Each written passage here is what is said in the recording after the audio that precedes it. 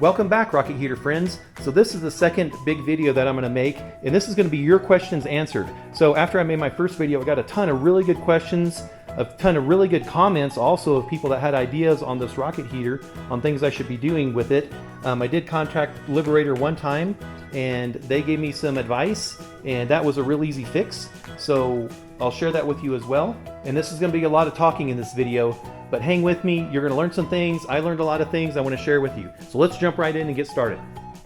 It's mid-October, kind of mid-October, and this is our first storm. It's snowing. It's not going to stick because the temperatures were just above freezing, but it's cold outside. It's damp outside, so we're glad for this heater. Another thing is we got a pallet of pellets. We actually bought 3, but we put one on the deck here with the tractor. I'm going to make a little video on that and how that went and some things to think about. And we bought a cover off Amazon that's going to keep it covered. It's going to keep the water off. You can see the water's draining off the roof. It's going to keep the snow off.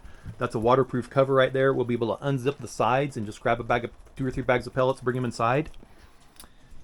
And that will be nice. I had a lot of questions over the past few months on my channel, and I realized with the first video I made on this, there were a lot of things that I didn't make clear, and I'm sorry about that. So I want to address those issues, because the most common question I got was, why in the world are you shutting it down at night?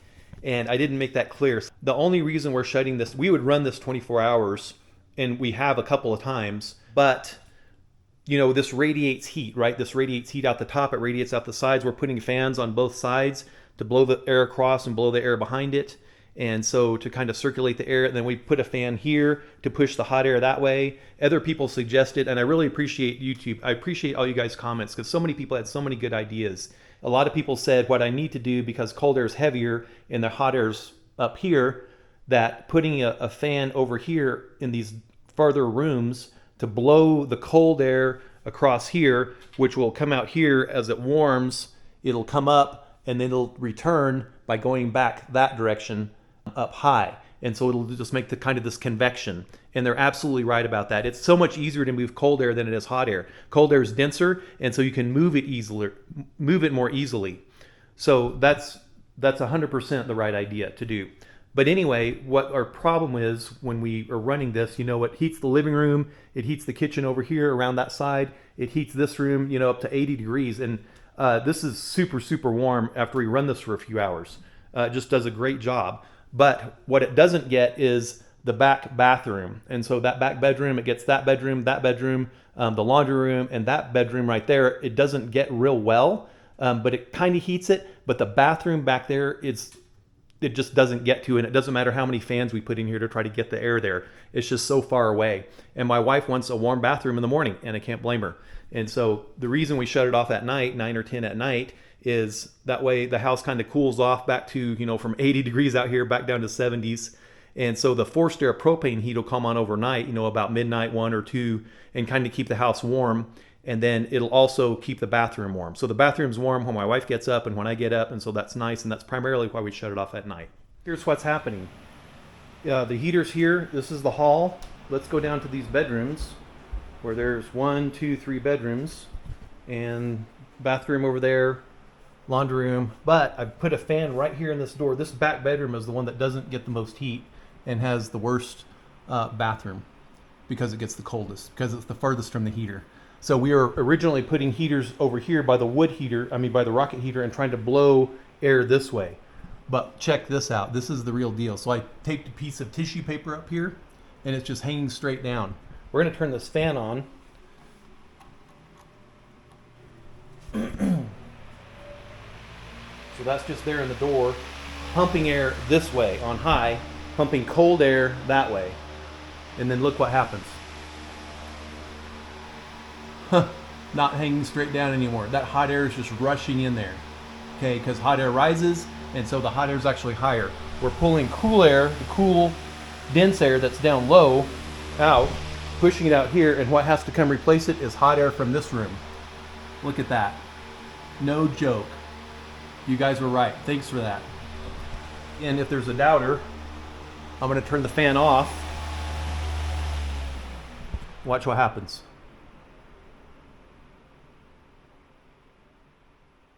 Like quickly, it's hanging straight down. Turn it back on. like right away, it starts moving.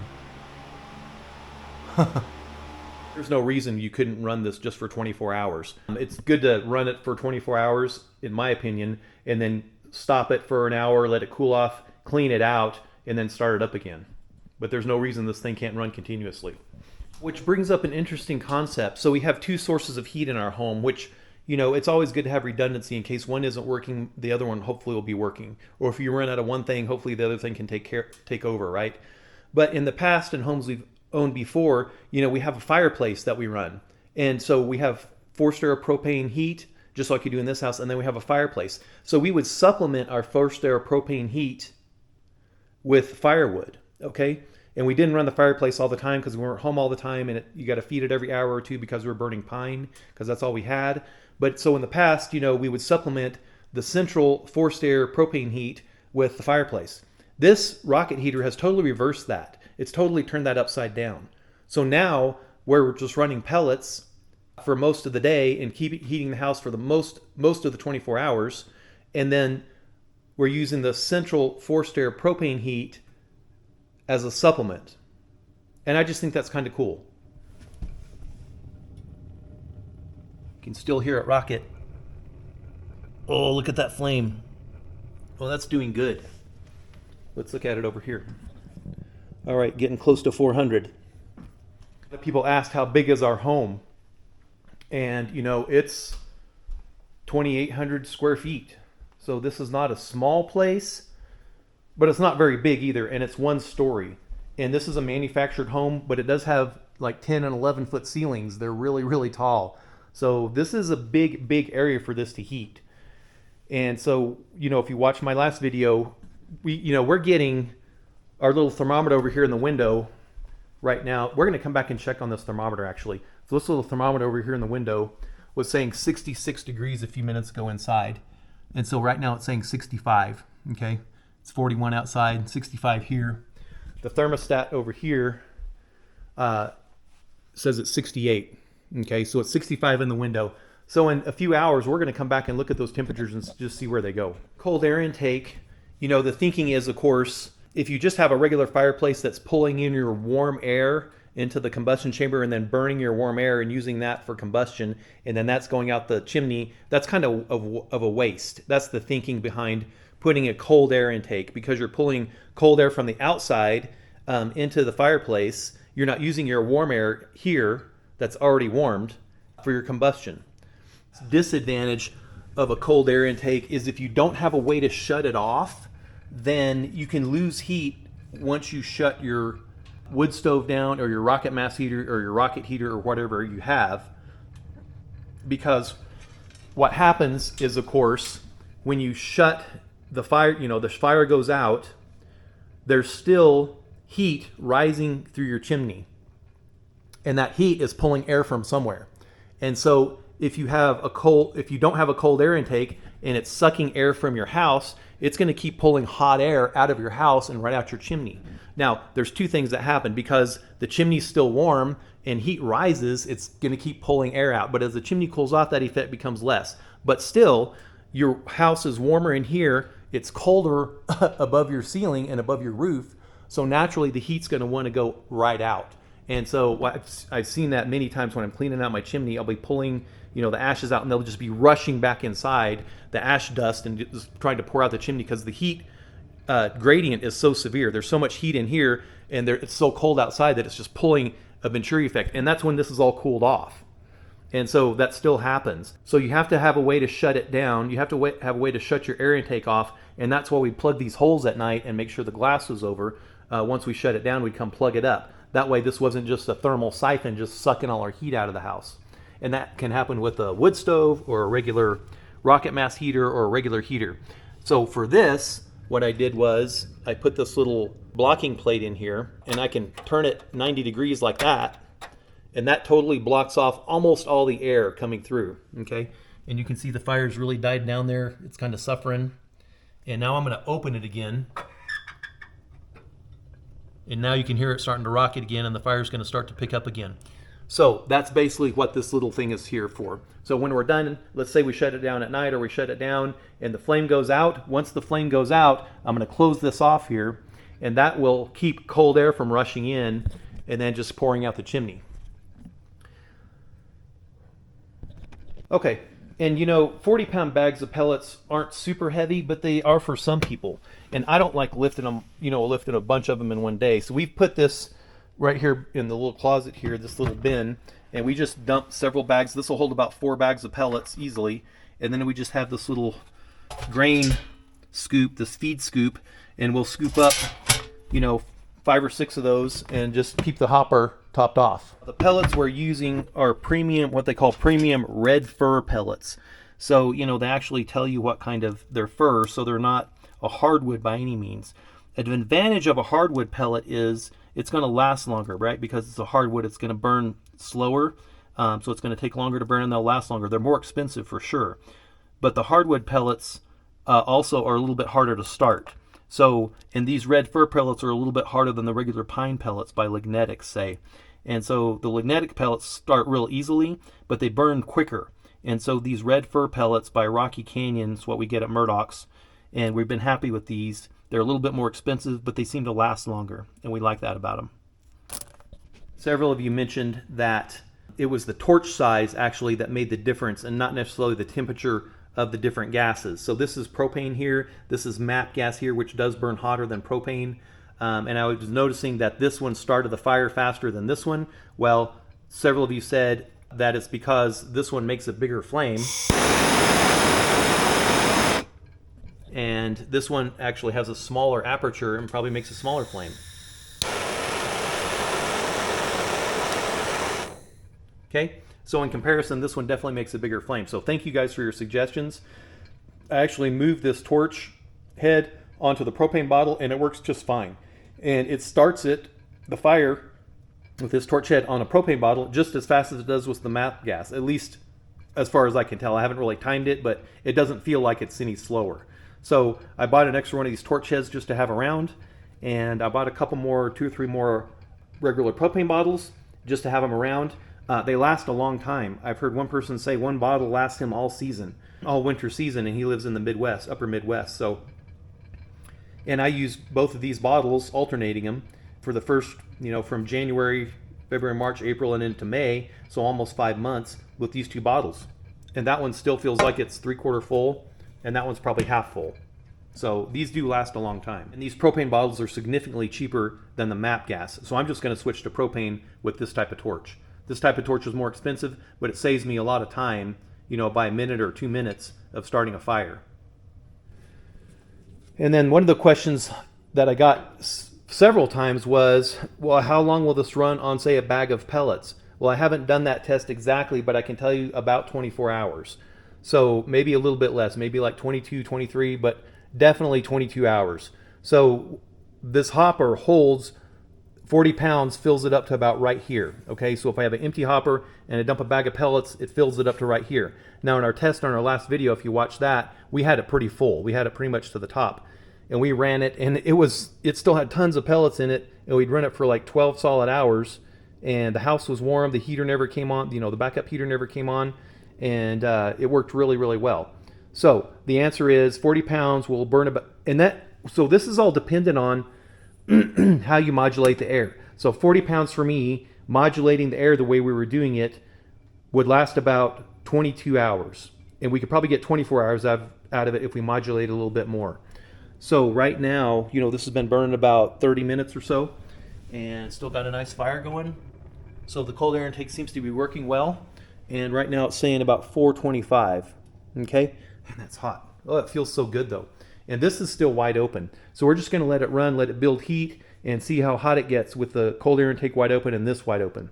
But that's you know, the consideration is, how are you controlling the burn? Are you throttling it back some to control the temperature? Well, then your pellets are going to last longer. If you want to run it wide open and high temperature, you know, like 700 degrees or so, and it'll run that hot, then it's going to burn more pellets. But you're just more, so it all depends on how much heat you're trying to extract out of it.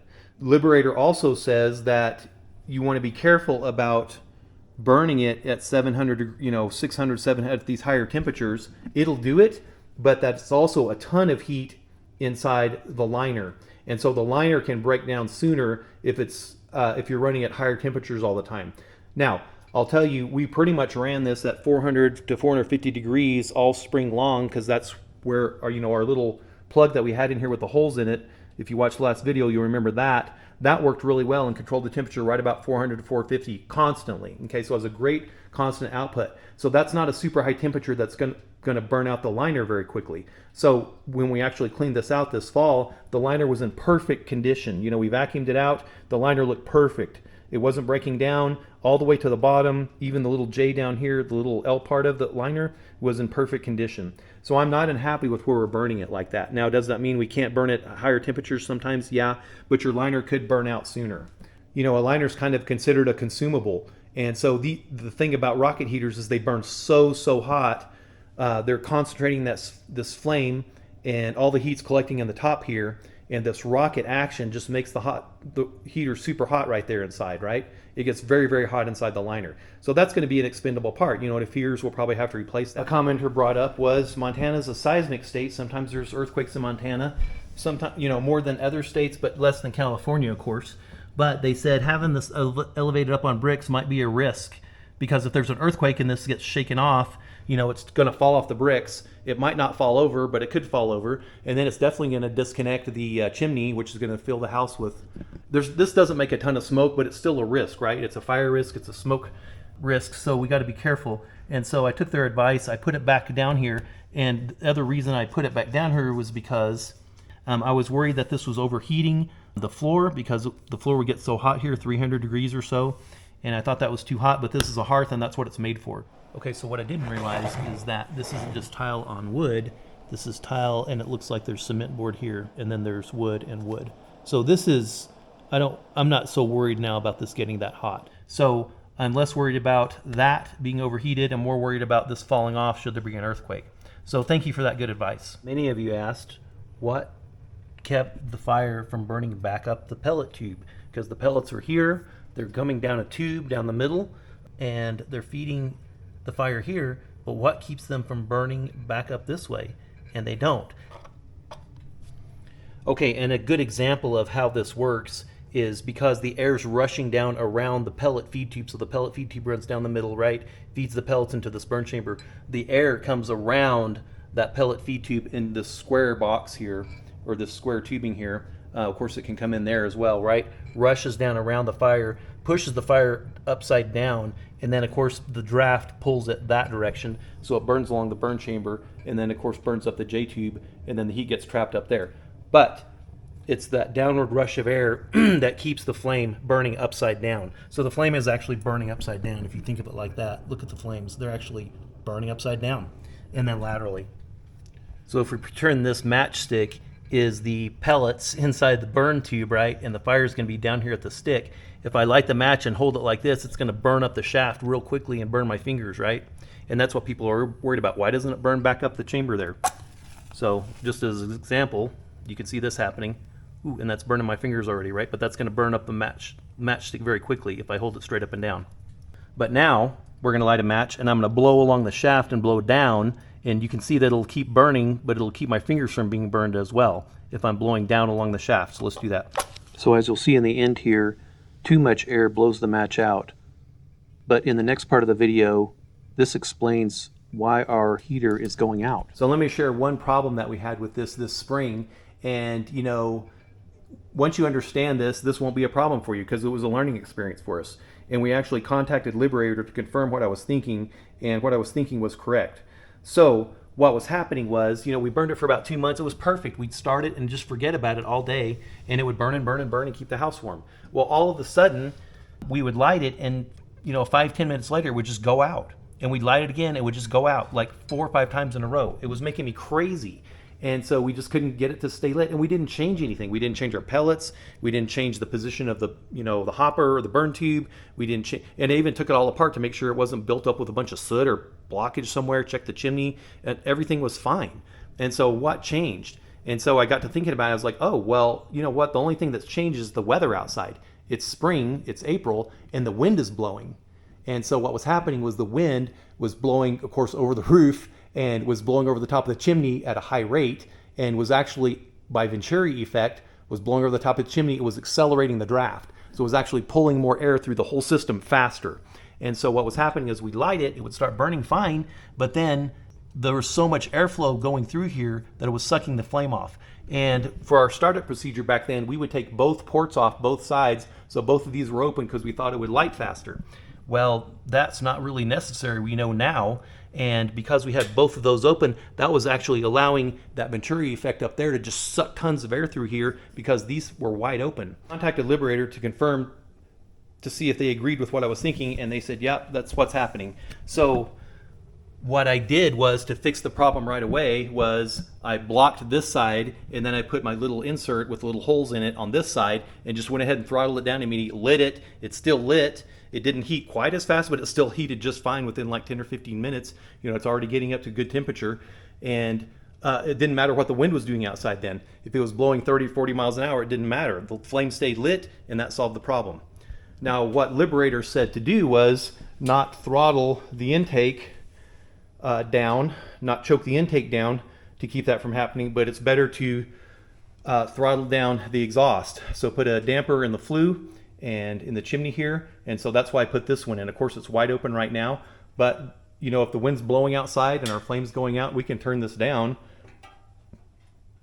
and minimize the acceleration of the draft, and we'll keep our fire going in that fashion.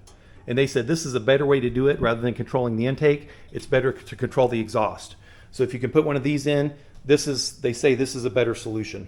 So here's this hyper sped up video that we took trying to figure out what was going on when the fire was going out. And so this is sped up about 30 times.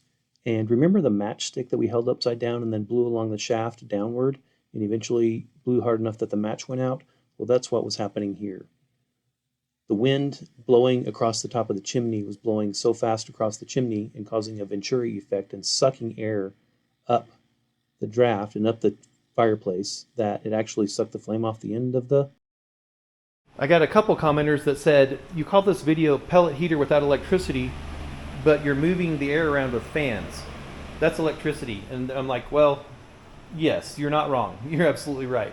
But the bottom line is this pellet heater will run without electricity, whereas a standard pellet stove or pellet heater has to have electricity for the auger and for the fan, right? There has to be a fan to blow the air out. There has to be an auger, electric auger that feeds it constantly. And so that's all electronic. This is totally independent of electronics. This will run and heat our house without using fans to circulate it. So that was the idea, of course. And check this out. This has been running for about 2 hours now, and it's between 500 and about 550. So I'm going to turn this damper back just a little bit, maybe 45 degrees or so, halfway, and we're going to see how that modulates the temperature, modulates the flame. And let's just look at the temperature. 2 hours ago, it was 64 degrees in this kitchen. And we're a ways from the heater. It's way over there. And now this is by the outside window, and it now says 69. And it's already noticeably warmer here in the kitchen. And the fan really isn't blowing this direction. And even the internal thermostat here says it's gone from 68 to 71 in 2 hours. You know, big ceilings and big rooms. And this just does the business. I can't believe how good this works. It just blows my mind. Now this is with the flue damper wide open. I'm going to turn it down to 45 degrees.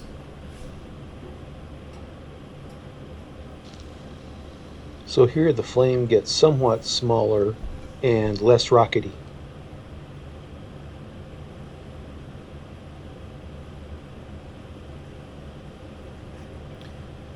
And now I'm going to turn it to 90 degrees.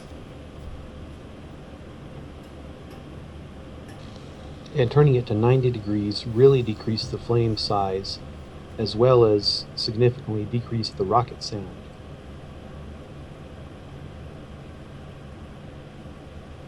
I'm going to put it at 90 degrees. I'm going to completely block off the flow. Of course, it's not really blocking it off because that damper has a bunch of holes in it. You know, the damper has a bunch of holes in it, so it doesn't completely block it off.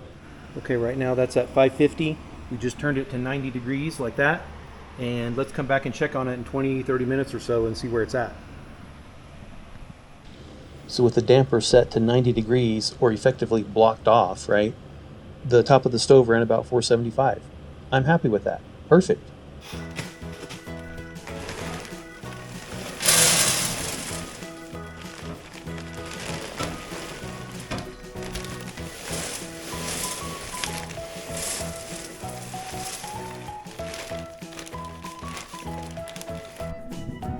Okay, so one bag of pellets fills it up nearly full, maybe 1.5 inches around the top. That's one 40-pound bag.